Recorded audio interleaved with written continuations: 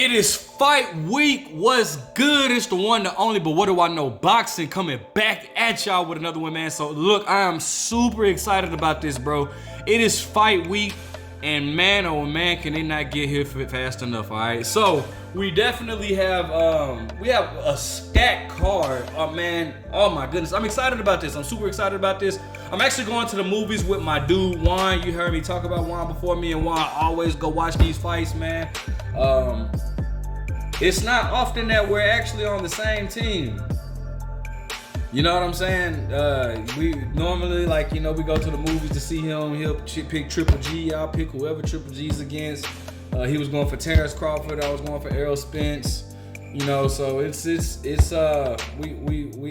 had a little rivalry going on, but we're definitely going to the movies to see this, and I'm super excited about this, man. So I want to talk about all the fights. Not only do I want to talk about all the fights, I'm going to give you my prediction on who is going to win the fight, and I'm also going to tell you guys as far as where the odds stands between each fight, all right? Now, we have September, obviously it's this Saturday, September 30th, man. Charlo, Canelo. You know who I'm going for. I'm going for Charlo. I'm going for Jermell Charlo. Lions only all day, every day. I've been a huge fan of Jermell Charlo.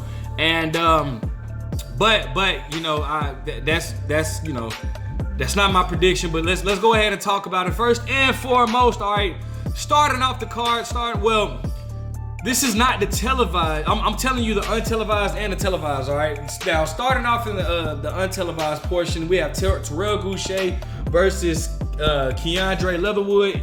And Terrell Gausha is actually going down to the middleweight division.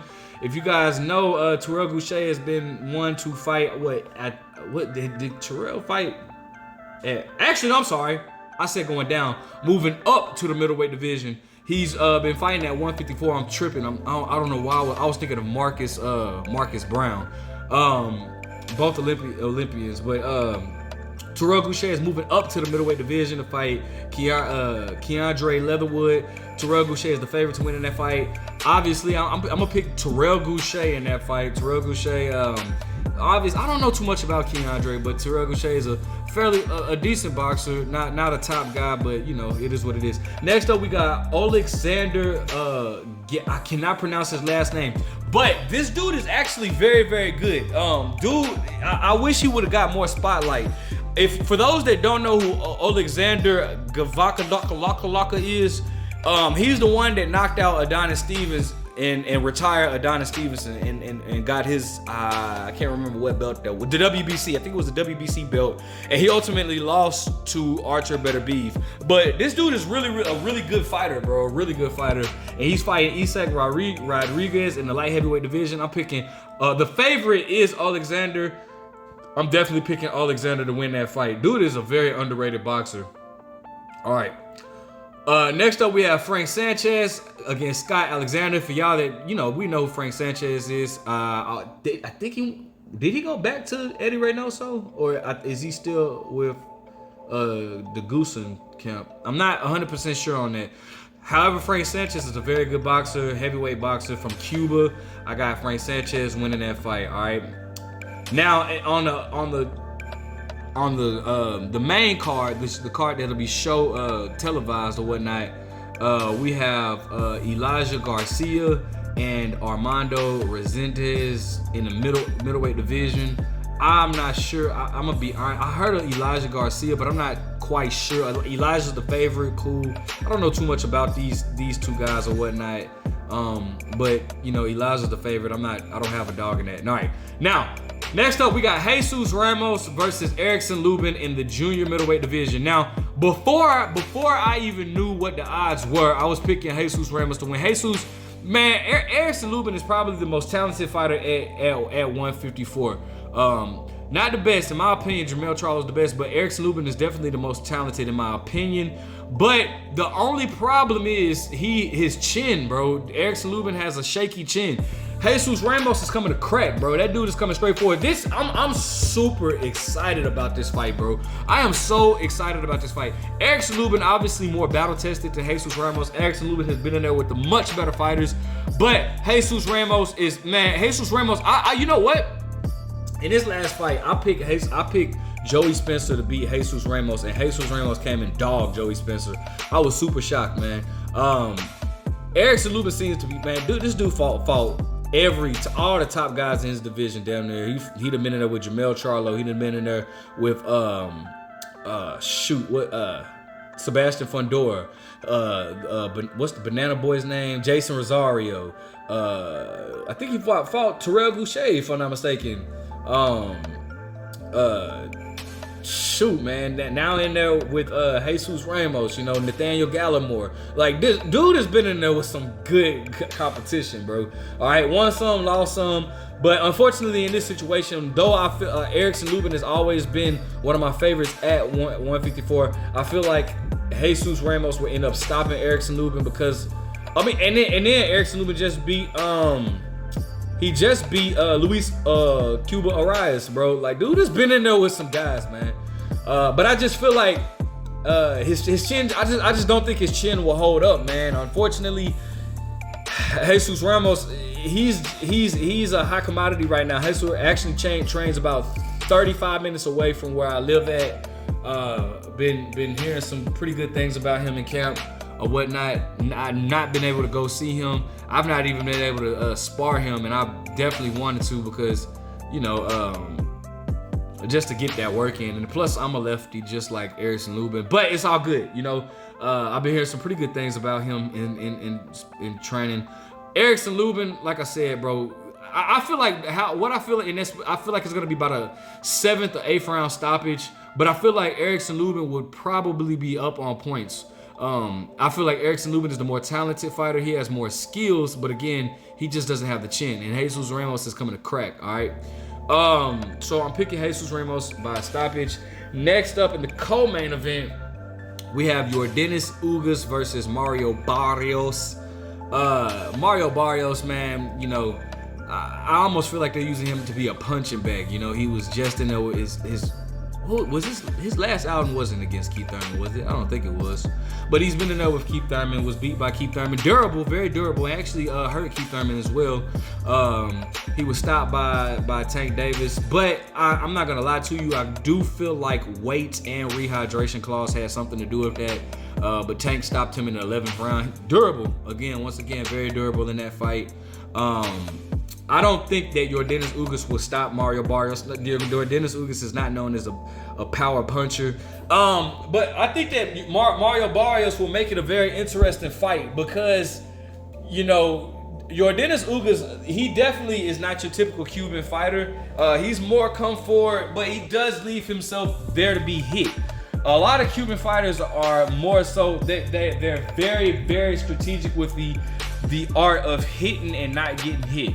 And a lot of them are known to not be excited, with the exception of Luis Ortiz. Probably with the exception. No, wait. No, okay. Here's my thing about them. We have guys like Erislandy Lara, Guillermo Rigondeaux. They're known to just not go for it, but Luis Ortiz will go for it if he gets you hurt. I feel like Frank Sanchez, he's still on the ropes. I'm not, but I don't think that Luis Ortiz is a born fighter. All right, but they do have that stigma. But Yordenis Ugas comes forward, but he leaves himself very open to get hit, especially when he's throwing hooks to the body. His hooks to the body are it seems like that. And then he also kind of leans forward at times. It seems like he's there to get countered. But Mario Barrios, who is also a very good fighter himself, I just feel like Yordenis Ugas is the more skilled between the two. Mario Barrios is limited but very tall. So I'm picking Yordenis Ugas.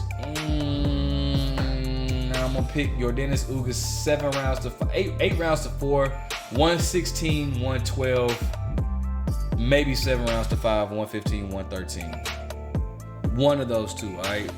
So far, let me see. What I say, I don't know about the first fight, but what I got Jesus Ramos stopping Erickson Lubin in the 7th round. Yordenis Ugas winning 8 rounds to 4 or 7 rounds to 5. But I got to pick one. So I'm going to say 8 rounds to 4. Now, the main event, Canelo Alvarez versus Jermell Charlo. Now, the thing about this is, bro, Jermell Charlo, man, though I'm cheering for Jermell Charlo, I do not think he has the style to beat Canelo Alvarez. Excuse the background, guys. Jermell Charlo is very wide with his punches. He loads up on a lot of his punches, especially when trading, and which is how he actually got caught against Brian Castano, because Brian Castano is a very good inside fighter. And he was able to catch Jermell Charlo on the inside. Jermell Charlo can't do that with Canelo Alvarez. Now, while Canelo Alvarez does fight in spurts, I'm not gonna sit here and lie about that. Canelo Alvarez does fight in spurts, but in order to beat Jermell, well, first and foremost, in order to beat Canelo Alvarez, it takes a fighter that's very good with their feet and a fighter that can throw straight punches. I've said that numerous of times on this channel.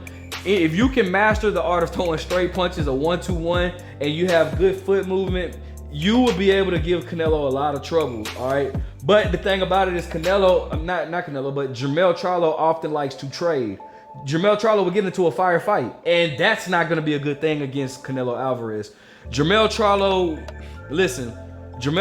is an absolute great boxer, great athlete, just very athletic. But the way to beat Jermell Charlo is if you can outbox. If you're a good boxer, you can beat Jermell Charlo. Jermell Charlo mostly have issues with guys that come to outbox. Now that's not Canelo's arsenal. I feel like Canelo has fought the exact same way since he's been at 168. He's just pressured you, come forward, pressured you, and eventually the guys break down, and boom, next thing you know, there we go. While I do feel like Jermell Charlo has a very, very good chin, he's very durable. I feel like with him moving up to 168, that's a big issue for me. A lot of people talk about, well, Jermell Charlo's bigger fighter, yeah. No, bro, they have weight classes for a reason, bro. Jermell Charlo has never fought at 168. We don't know how his body will condition with the next fighting with an extra 14 pounds, to handle. We don't know, how his durability at 168. We don't know if he's gonna be able to take a punch the way he can at 154 and 168. We don't know that. All right, we don't know that. Now, granted, both fighters did come from 154. Actually, both fighters started off their career at 147. A lot of people don't know that. Ha ha! Yes, Jermell Charlo actually started his career off at 147. Both fighters they made their mark at 154, but Canelo was able to ease up to 168. Jermell Charlo is making a jump to 168. That's what makes it more dangerous. We don't know how Jermell Charlo is at 168, but what we do know is Canelo has established himself at 168 pounds, and which is why he is undisputed at 168 pounds. Right now, while I feel like I'm gonna be going for Jermell Charlo, I don't have no doubts. I'm not hiding that at all. I'm cheering for Jermell Charlo. I do feel like Canelo Alvarez will win this fight. They're not gonna let Canelo Alvarez lose, regardless. But I feel like Canelo Alvarez will probably win this fight by 11th round stoppage. And I hate to say that, I really do. And I hope I'm wrong. I promise you, out of all the fights, I really hope I'm wrong with this one. But I think Canelo Alvarez would win by 11th round stoppage. I pray to God that I'm wrong, and I pray Jermell Charlo wins this fight, man. I really want Jermell Charlo to win this fight, all right? Let me know what you guys think. Make sure you guys like, comment, subscribe. What fight are you looking forward to the most? Make sure you guys watch this fight. Be back with me when I make my post-fight review. But what do I know?